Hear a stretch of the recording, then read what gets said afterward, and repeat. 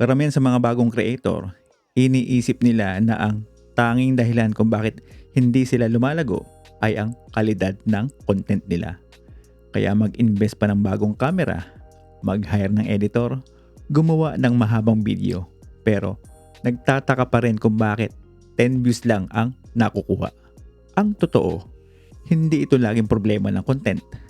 May mga settings sa loob mismo ng YouTube Studio na 99% ng mga bagong creator ay hindi pa ito nasiset. At ang mga settings na yan ay nagbibigay signal sa algorithm kung saan i-distribute ang videos mo, kung sino ang dapat manonood, at paano mo proprotektahan ang channel mo mula sa mga bagay na masisira ito. Sa video na ito, ibibigay ko sa iyo ang 5 sa mga settings na yan, mga bagay na kapag na-miss mo, para ka nagtatayo ng bahay na walang pundasyon. Pwedeng mataas, pero babaksak din.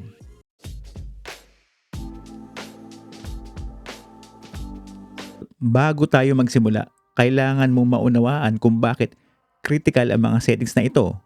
Isipin mo ang YouTube algorithm bilang isang tagapamahala sa isang malaking mall. Ang trabaho niya ay dalhin ang mga tamang mamimili sa mga tamang tindahan. Pero kung walang sign ang tindahan mo, kung hindi mo sinabi kung anong binebenta mo, hindi kanya dadalhan ng tamang tao.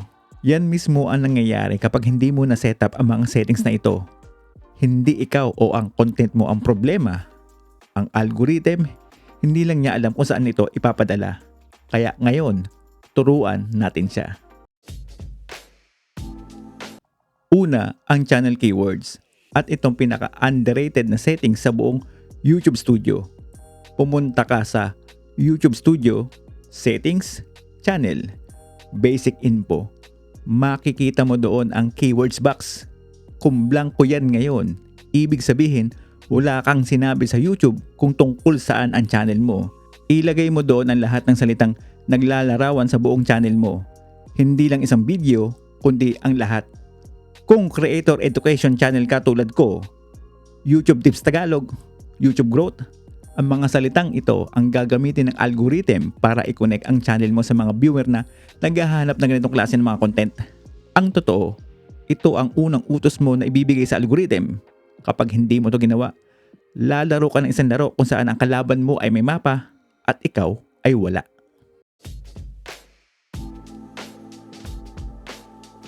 Pangalawa, ang iyong comment section. Ngayon, makinig ka. Maraming creator ang hindi nagbibigay ng importansya rito. Malaking pagkakamali yan. Bakit? Dahil ang YouTube ay nagre-rate ng channel mo batay sa quality ng engagement. Hindi lang quantity. Ang mga spam comments like let's grow, sub to sub, or pahag, ito ay nagpapababa ng kalidad ng engagement ng channel mo sa mata ng algorithm. Sa YouTube Studio, Settings, Community, Automated Filters, 2 steps lang. Una, iset ang moderation sa strict. Pangalawa, sa black words box, ilagay lahat ng spammy phrases. At i-check na rin ang link test. Kahit may legitimate comment, kapag may link, diretso sa review. Isipin mo ang comment section mo bilang isang open mic. Kapag puno ng spam, ang tunay na viewer ay ayaw nang mag-participate. Pero kapag malinis, nakikita ng algorithm na may totoong engagement ka. At yan ang nagbubukas ng pinto para sa mas marami pang distribution. Pangatlo, ang upload defaults. Ang pinakalihim na productivity hacks ng mga series na creator. Sa YouTube Studio, Settings, Upload Defaults. Lahat ng ilalagay mo dito, automatic na lalabas sa bawat video na in-upload mo. Ang iyong standard description, social media links, mga hashtags, isang beses mo lang isi-setup at forever na yan. Pero, ito ang mas critical na part. Sa visibility settings sa loob ng upload defaults, palitan mo yun ng private o unlisted. Hindi public. Bakit? Kapag may video kang na-upload na hindi mo na-check ng buo, wrong thumbnail, typo sa title, missing chapters, ang unang oras ng video ay nasayang na.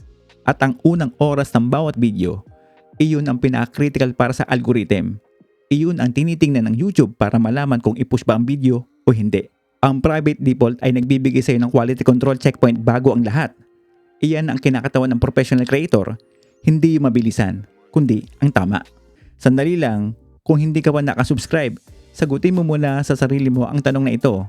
Ilan sa mga settings na to ang nasetup ko na? Kung less than 3, kailangan mo ang susunod na 2. Subscribe ka na at pinutin na ang bell para hindi ka maiwan.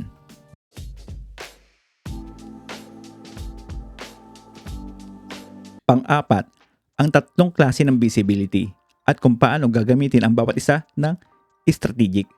Ang public ay obvious, pero ang unlisted at private, dito nakukunan ng lamang ang mga smart creators. Ang unlisted ay hindi lalabas sa mga search, pero kahit sino na may link ay makakapanood.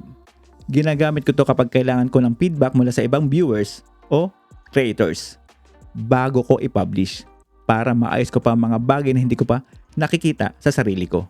Ang private naman, ikaw lang at ang mga taong in-invite mo gamit ang email nila ang makakakita. Perfect para sa mga video na in progress pa o para sa mga video na ginawa mo para sa isang specific na kliyente. Ang pag-alam sa 3 ito ay nagbibigay sa iyo ng full control sa bawat stage ng video mula sa drop, sa feedback, hanggang sa final launch. Ito ang proseso ng creator na may plano, hindi lang nag-upload at umaasa.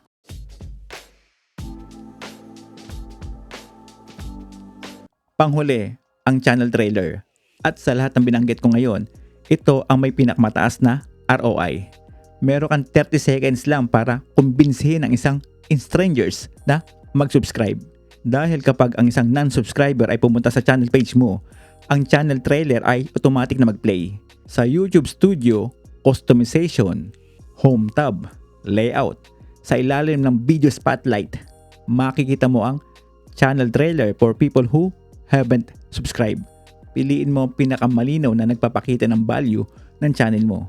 Anong dapat nilalaman? Una, sagutin mo agad ang tanong na, bakit ako mag-subscribe dito? Pangalawa, ipakita mo ang personality mo, hindi lang ang content. Dahil ang tao ay nag-subscribe sa tao, hindi sa topic. Pangatlo, sabihin mo na malinaw kung ano ang makukuha nila. Kapag matibay ang pundasyon ng iyong channel page, nakaset ang trailer, malinaw ang keywords, malinis ang comment section, ang bawat non-subscriber na darating ay may mataas na chance na maging subscriber.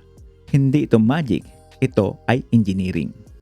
Kung nakatulong sa iyo ang guide na ito, i-hit mo na yung like button at mag-subscribe ka na para mas marami pang strategies para palaguin ang channel mo. At ngayon, gusto kong marinig mula sa iyo. Mag-drop ka ng comment sa baba at sabihin mo sa akin ang isang bagay mula sa video na ito na implement mo sa channel mo. Buuin natin ang creator business na to ng sama-sama. See you sa next upload.